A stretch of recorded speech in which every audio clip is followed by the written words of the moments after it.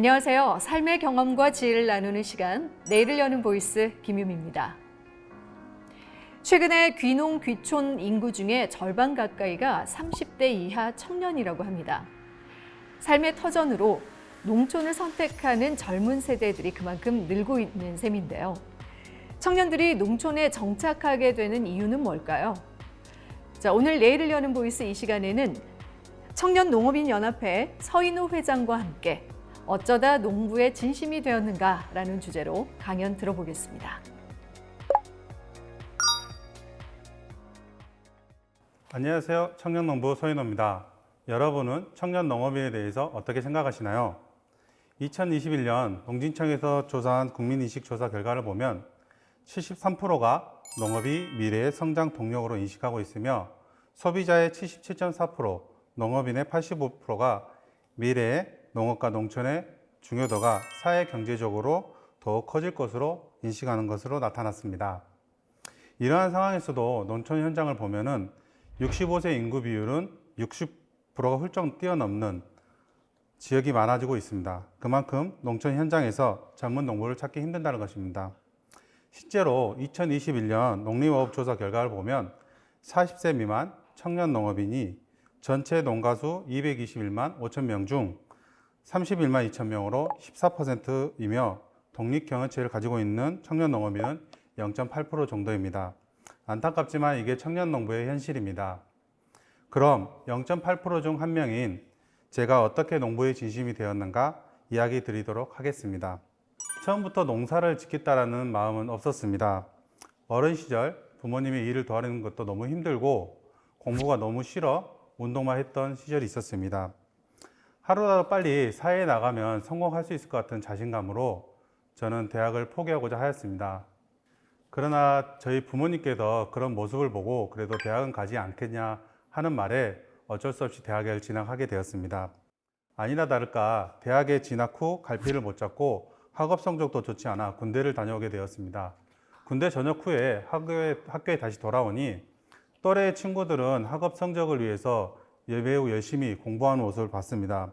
그때 저도 더 이상 이대로는 안 되겠다 하는 마음에 공부를 하기로 마음을 먹었습니다. 그때 아마 옆에서 학과에서 가장 공부 잘한 친구가 저를 도와주지 않았더라면 아마 공부를 포기하지 않았을까 싶습니다.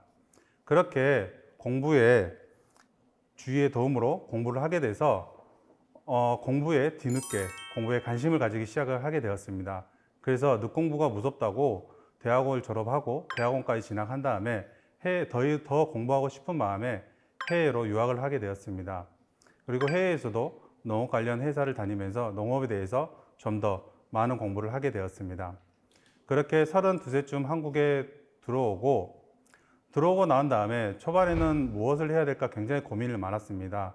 그리고 제가 하고자 했던 농업을 하기 위해서는 주위에 색안경을 끼고 바라보는 시선들을 굉장히 많이 인식하게 되었습니다.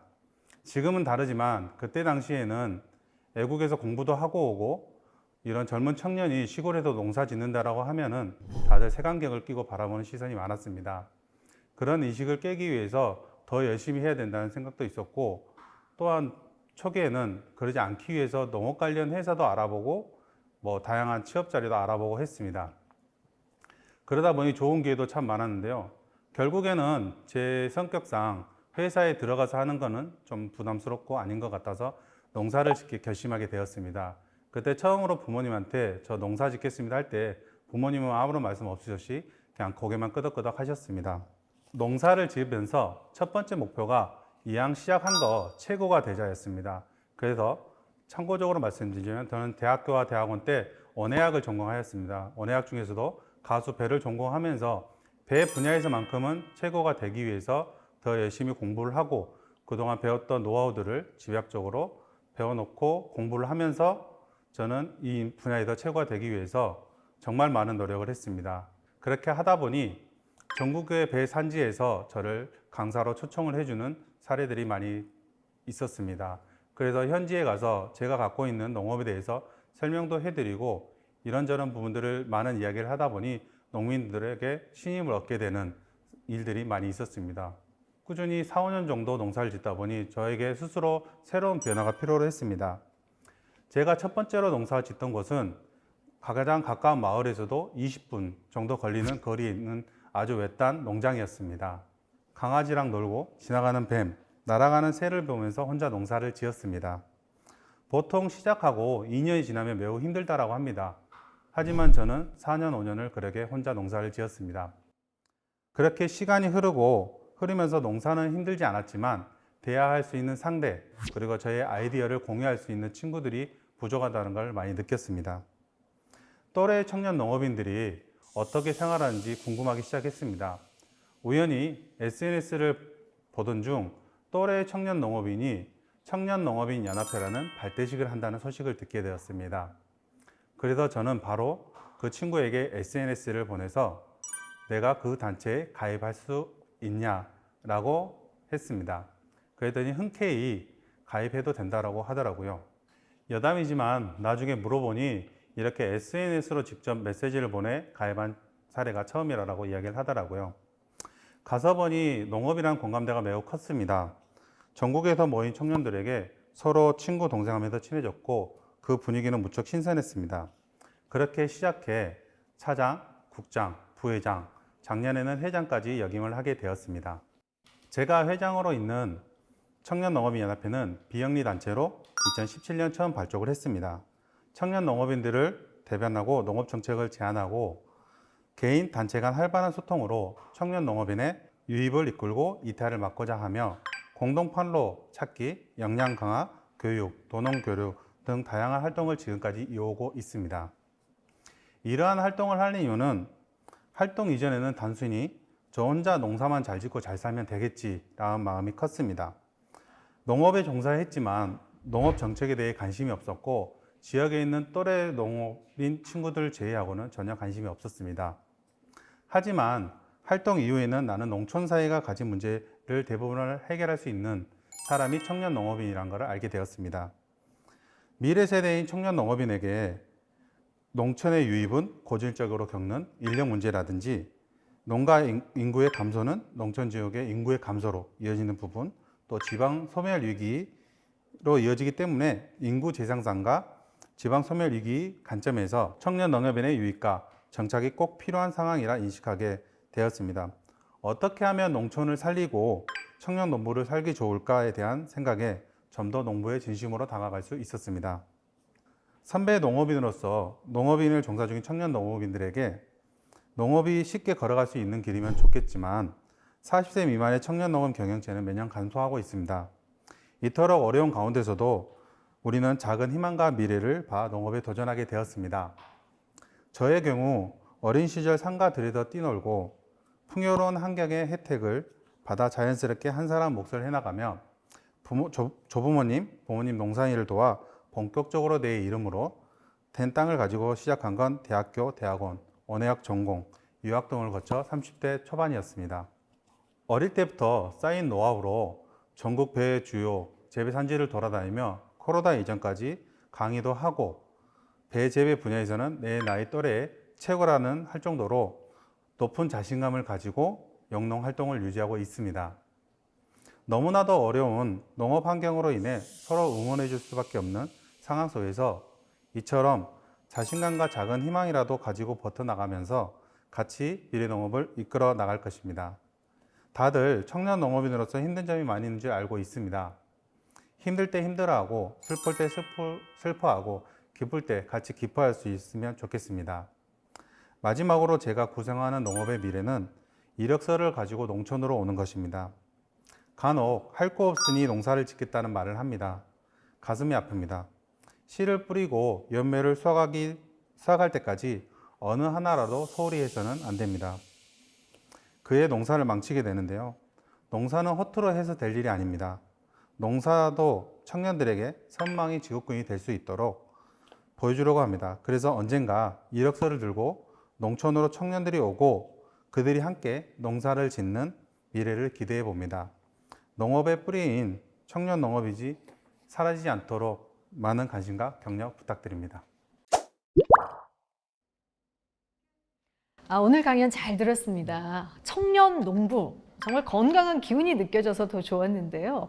지금 혹시 어떤 농사들을 짓고 있는지 궁금해져서 먼저 그것부터 한번 여쭤보고 싶었어요. 지금은 배농사를 짓고 있고요. 배농사. 네, 점점 지금은 한우를 키우려고 또 준비 중에 있습니다. 네, 네. 배와 그리고 한우. 이제 우리 지역 기반으로 그러니까 이 농사를 짓고 계시는 거죠? 그렇죠. 네. 나주 하면은 배가 가장 그렇죠. 유명하니까요. 네.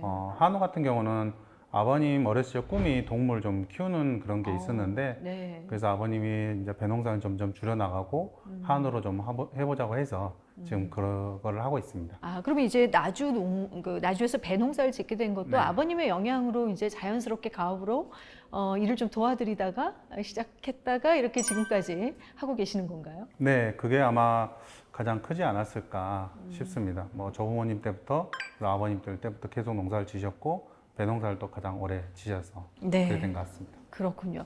그 청년 농부라고 하잖아요. 네. 흔히들 우리가 이제 청년이라고 하면 젊다라는 의미도 있지만 정확하게 나이대를 어느 정도까지 봐야 할까? 또 지역으로 갈수록 젊은 사람들이 없어지고 있는 이런 시대에 청년 농부에 대한 연령들을 어디 정도까지 봐야 될지 궁금해서요. 어떻게 생각하시는지요?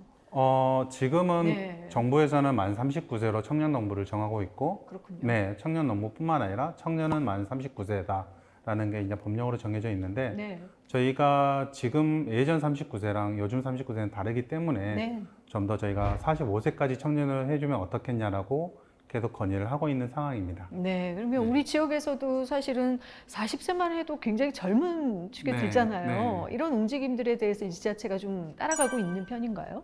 네, 일부 지자체에서는 지금 45세까지 청년 기준을 상향을 하기도 하고요. 네. 뭐 다른 더 작은 지자체는 뭐 만 59세까지 하는 곳도 있습니다. 네, 네. 아직 청년이시고 청년 아직 청년.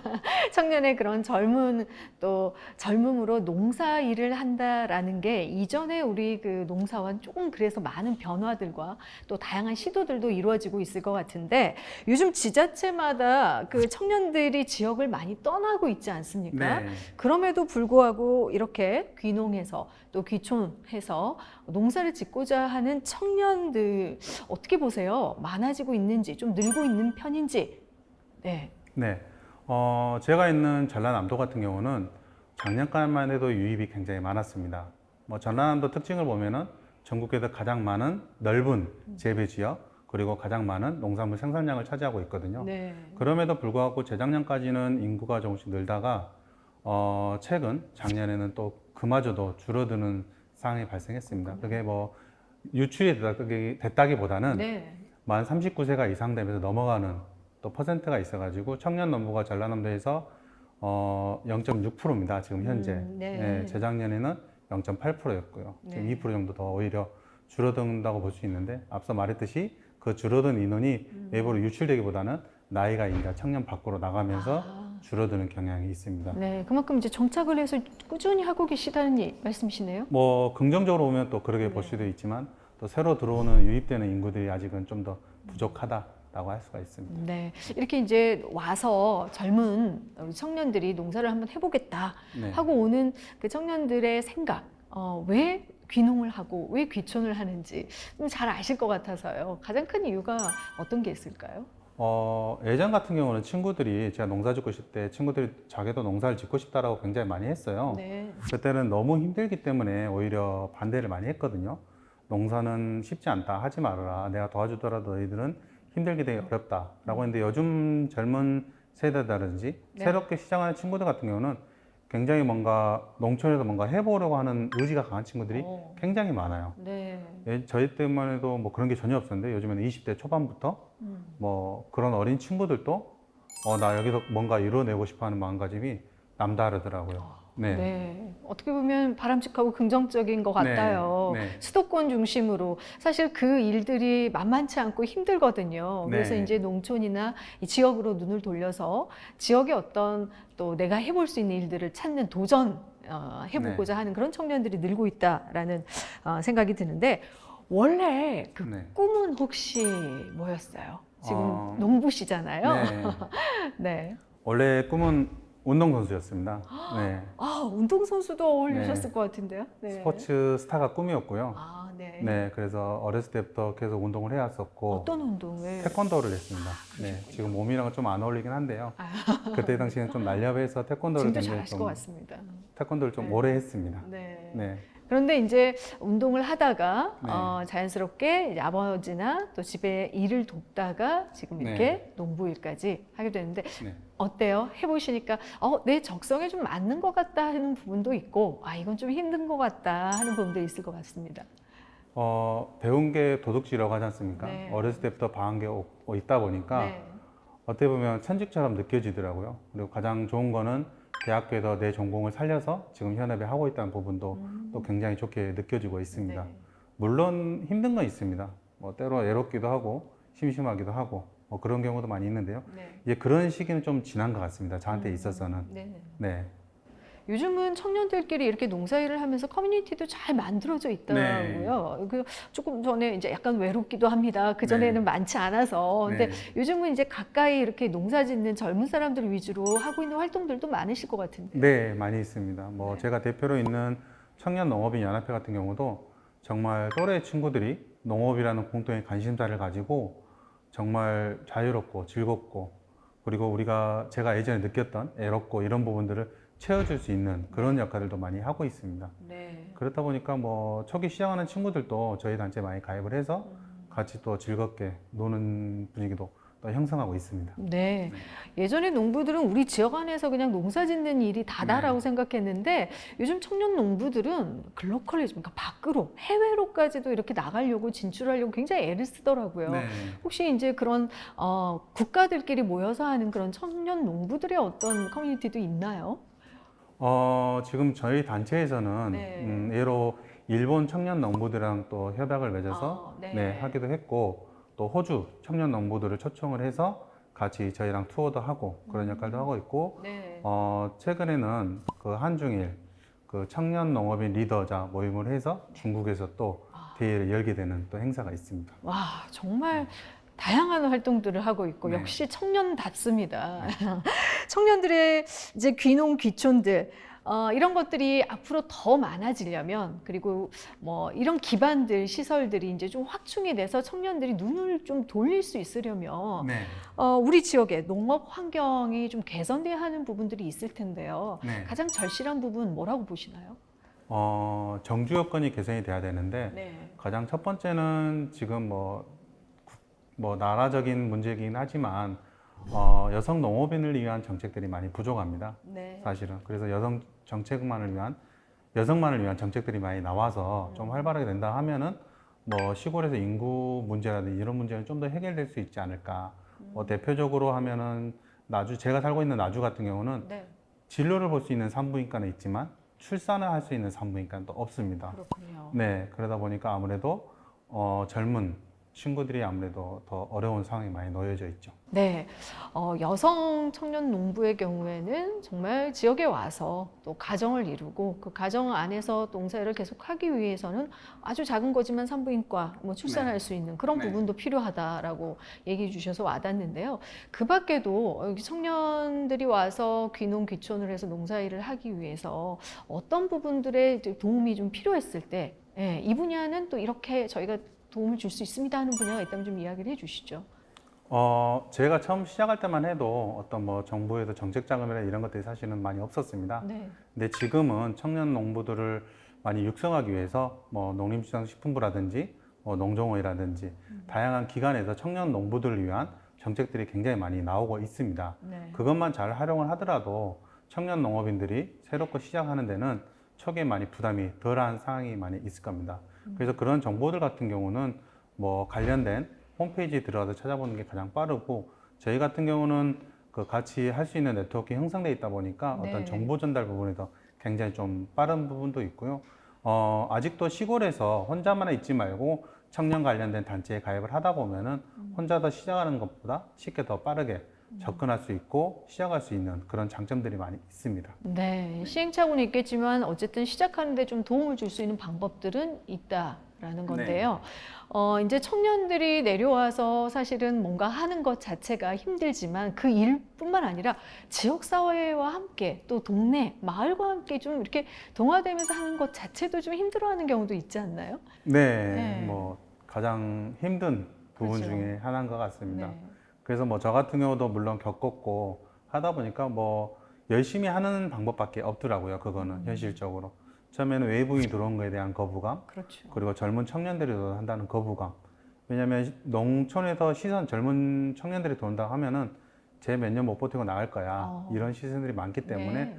그 시기만 좀 더 버틴다라고 하면은 훨씬 더 크게 성장할 수 있지 않을까 싶습니다. 뭐 참고적으로 말하면 우리가 기농을 하거나 기촌을 하면은 2년 정도는 굉장히 즐겁게 생활을 합니다. 보통 네. 대부분 네. 하다 보니까 2년이 지나가면은 우리가 점점 힘들어하고 외로워하고 이런 경우들이 많이 발생을 하거든요. 제 네. 주위에 있는 친구들도 네. 2년 차부터 굉장히 힘들어 하더라고요. 그래서 그런 친구들을 우리가 좀 더 같이 함께 할 수 있도록 하는 게 또 우리의 역할이지 않을까 싶습니다. 네, 지역사회에 이제 같이 함께 하기 위해선 열심히 해야 된다 한마디라고 얘기를 네. 해주셨는데 그 열심히 안에는 정말 많은 것들이 들어가 있을 것 같아요. 네. 네, 인사부터 그렇죠. 시작해서. 네. 이렇게 이제 오랫동안 농사일을 하면서 청년 농부들을 이렇게 지켜봤잖아요. 네. 포기하고 싶을 때 또 가장 힘들 때 가장 힘이 될 수 있는 게 있다면 어떤 게 있을까요? 그래도 해볼 수 있는 일이 있다면.